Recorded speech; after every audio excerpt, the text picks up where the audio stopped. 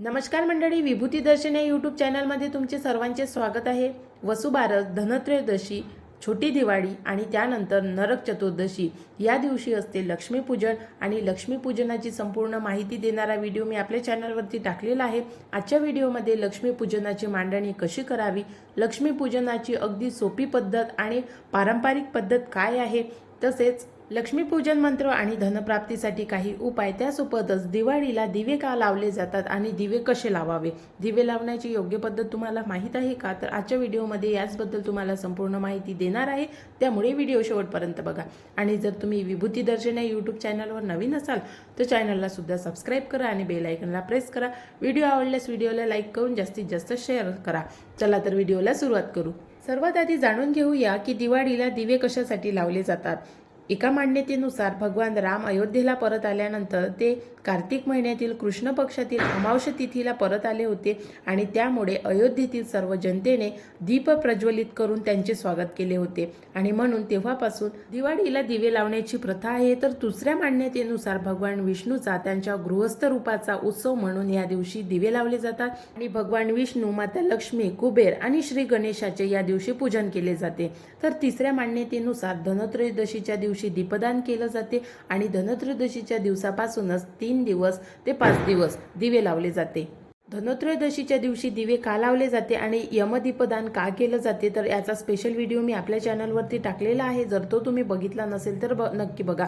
त्या व्हिडिओमध्ये मी तुम्हाला कथासुद्धा सांगितलेली आहे की या दिवशी दिवे कशासाठी लावले जातात। एक राजा असतो, जो राजा त्याला माहीत असते की आपला मुलगा 16 वर्षाचा झाल्यानंतर तो मरण पावणार आहे, त्यामुळे तो त्या राजाला आणि राणीला असं वाटते की आपल्या मुलाने त्याच्या जीवनातील संपूर्ण सुख उपभोगावं, त्यासाठी त्याचं 16व्या वर्षी लग्न करून देते। पण तिथून तो 4 दिवसाने मरण पावणार असतो, त्यामुळे त्याची पत्नी या 4थ्या दिवशी आपल्या महलामध्ये संपूर्ण महलामध्ये दरवाजावर सोन्या चांदीची तसेच दिव्यांची रास रचते। त्यानंतर यम त्याला घ्यायला येतो, पण यम आतमध्ये प्रवेश करू शकत नाही, म्हणून तो सर्परूप धारण करतो आणि सर्परूपाने आतमध्ये येण्याचा प्रयत्न करतो, पण सर्परूप सुद्धा त्याचा आतमध्ये येऊ शकत नाही, कारण महलामध्ये उजेड आणि उष्णता त्यासोबतच लख्ख प्रकाश इतका असतो की यम तिथूनच वापस जातो आणि त्यामुळे त्या राजाच्या मुलाचे प्राण वाचते। म्हणून तेव्हापासून यमदीपदान केलं जाते आणि तेव्हापासूनच दिवे लावण्याची प्रथा आहे, अशा मान्यता आहे।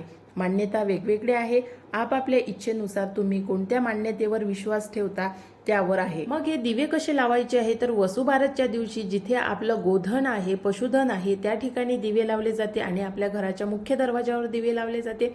धनत्रयोदशीच्या दिवशी मात्र आपल्या संपूर्ण घरभर दिवे लावले जाते आणि त्यानंतर छोटी दिवाळी या दिवशी एक एक दिवा लावला जातो। तर दिवाळीच्या दिवशी म्हणजे नरक चतुर्थीच्या दिवशी संपूर्ण घरभर आणि घरातील जे मुख्य ठिकाण असतील अशा ठिकाणी सुद्धा दिवे लावले जाते। मग हे दिवे कसे लावावे आणि केव्हा लावावे, तर नरक चतुर्दशीच्या दिवशी लक्ष्मीपूजन झाल्यानंतर दिवे लावले जाते। मग लक्ष्मीपूजन कसं करावं, कोणी करावं आणि लक्ष्मीपूजनाची मांडणी कशी करावी, तर पुढे व्हिडिओमध्ये आता तुम्हाला सांगणार आहे, त्यामुळे व्हिडिओ शेवटपर्यंत बघा आणि जर व्हिडिओ आवडला असेल तर व्हिडिओला लाईक सुद्धा करून द्या। लक्ष्मीपूजनाची मांडणी ही आपल्या घरातील मुख्य स्त्रीने म्हणजे जी विवाहित स्त्री आहे अशा स्त्रीने करावी। पूजा मांडणी कशी करावी, तर आपण आपलं घर स्वच्छ करून घेत असतो। पूजा मांडणी ही संध्याकाळच्या वेळी करायची असते। पूजा मांडणीचा जो शुभ मुहूर्त आहे तो 5:30 वाजतापासून सुरू होणार आहे। आजच्या व्हिडिओमध्ये मी लक्ष्मीपूजनाच्या शुभ मुहूर्ताविषयीची संपूर्ण माहिती दिलेली आहे आणि पूजा कशी करायची आहे ते सुद्धा सांगितलेलं आहे। तर पूजा मांडणी कशी करायची आहे, सर्वात आधी आपण जिथे पूजा मांडतो ती जागा स्वच्छ करून घ्यायची आहे आणि त्यानंतर इथे चौरंग स्थापित करून चौरंगाभोवती छानशी रांगोळी काढून घ्यायची, लक्ष्मीचे पावलं काढायची आहे आणि त्या चौरंगावर लाल कपडा, पांढरा कपडा किंवा मग सोनेरी रंगाचा कपडा अंथरून त्यावर आपल्याला पूजा मांडायची आहे। दिवाळीची पूजा ही मोठी असते, त्यामुळे चौरंग मोठा असावा किंवा मग 2 चौरंग एकाला एक जोडून ठेवावे। त्यानंतर ज्याही आपण धनत्रयोदशीच्या दिवशी लक्ष्मीपूजनासाठी वस्तू आणलेल्या असेल त्या आधी एका परातीमध्ये व्यवस्थितपणे काढून ठेवाव्या, कारण लक्ष्मीपूजनाच्या वेळी बऱ्याच साऱ्या वस्तू असतात, त्यामुळे लक्ष राहत नाही, म्हणून एका परातीमध्ये आधीच काढून घ्याव्या।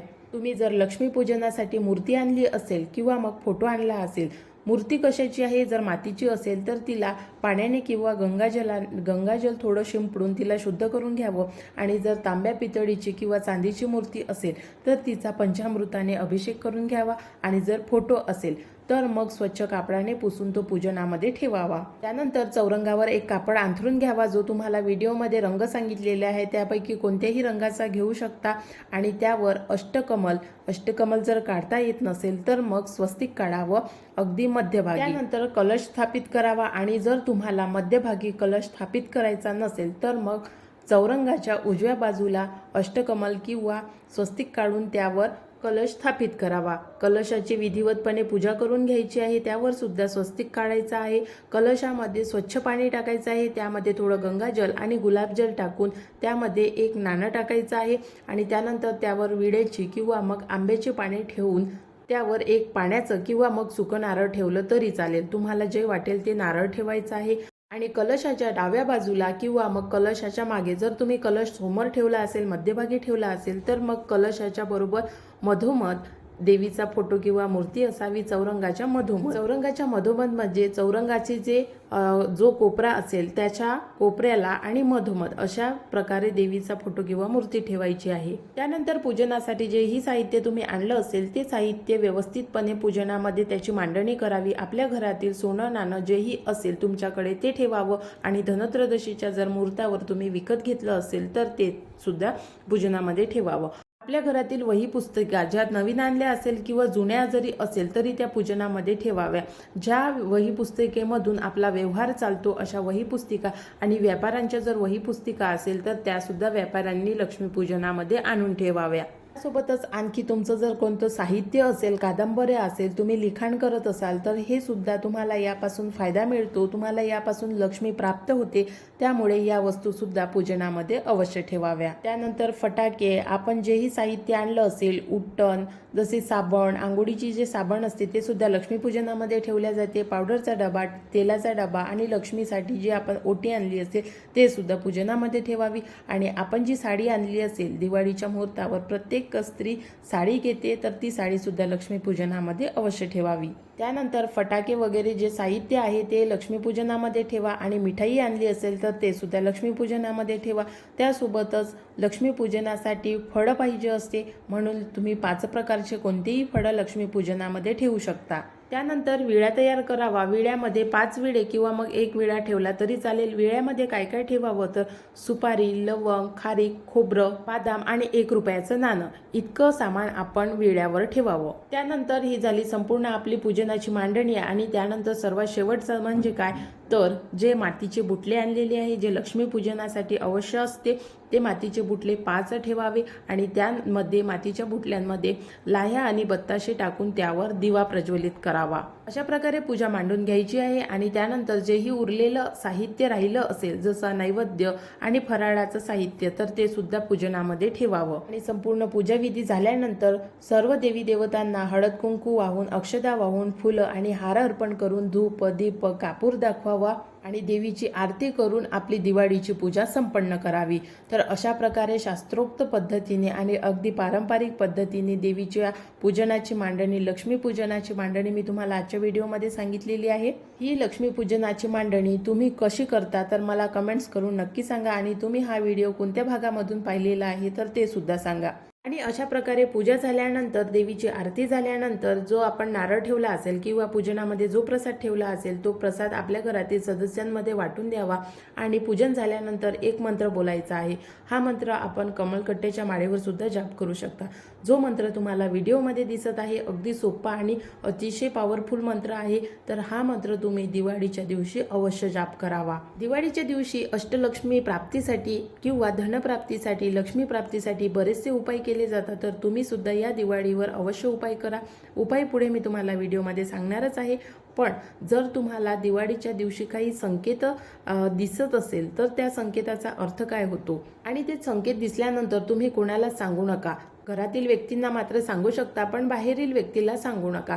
पहिला संकेत, जर तुम्हाला लक्ष्मीपूजनाच्या दिवशी काळी मांजर दिसत असेल तर हा संकेत अतिशय शुभ आहे आणि त्यासोबतच जर ही काळी मांजर तिच्या पिल्लांसोबत असेल तर हा संकेत तुम्हाला धनवान बनवण्यापासून कोणीही रोखू शकत नाही, म्हणून हा जो संकेत आहे हा अतिशय शुभ संकेत आहे। त्यासोबतच दिवाळीच्या दिवशी लक्ष्मीपूजनाच्या वेळेवर जर तुम्हाला अचानकपणे मुंगूस दिसत असेल तर हा कुबेर प्राप्तीचा संकेत आहे.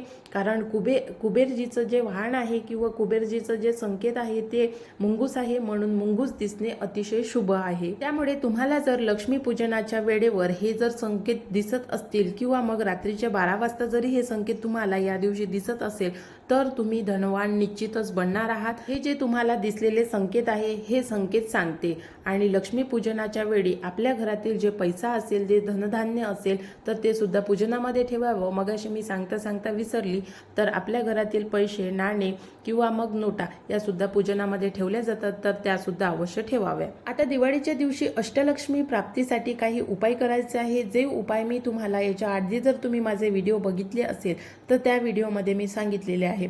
अष्टलक्ष्मी प्राप्तीसाठी धनत्रयोदशीच्या दिवशी जी आपण लक्ष्मी कुबेर पोटली तयार केलेली आहे तीच पोटली आपल्याला लक्ष्मीपूजनामध्ये ठेवून ती आजच्या दिवशी म्हणजे रात्री 12 वाजता ती पोटली आपल्या घरात जिथे पैसा असतो त्या ठिकाणी ठेवायची आहे. जर तुम्ही तो व्हिडिओ अजूनपर्यंत बघितला नसेल तर नक्की जाऊन बघा. कोणकोणतं साहित्य या पोटलीमध्ये टाकायचं आहे आणि पोटली कशी तयार करायची आहे मी त्या व्हिडिओमध्ये तुम्हाला संपूर्ण माहितीसहित व्हिडिओ सुद्धा दाखवलेला आहे. तर अशा पद्धतीने ही पोटली तुम्ही धनत्रयोदशीच्या दिवशी जर तयार केली नसेल तर दिवाळीच्या दिवशी म्हणजे लक्ष्मीपूजनाच्या दिवशी तरी अवश्य बनवा. आणि ही पोटली आपल्या घरातील ज्या ठिकाणी आपण पैसा ठेवतो, मग तो अलमारीत ठेवा की एखाद्या कपाटामध्ये, तिजोरीमध्ये, कुठेही ठेवा, अशा ठिकाणी ही पोटली ठेवायची आहे. या पोटलीवर मंत्र कोणता बोलायचा आहे तर याची सुद्धा संपूर्ण माहिती मी दिलेली आहे. आशा करते तुम्हाला आजचा व्हिडिओ आवडला असेल. जर व्हिडिओ आवडला असेल तर व्हिडिओला लाईक करा, चॅनलला सबस्क्राईब करा आणि व्हिडिओला इतर लोकांपर्यंत सुद्धा शेअर करून कमेंट्स करायला अजिबात विसरू नका. नवीन व्हिडिओमध्ये लवकरच भेटू.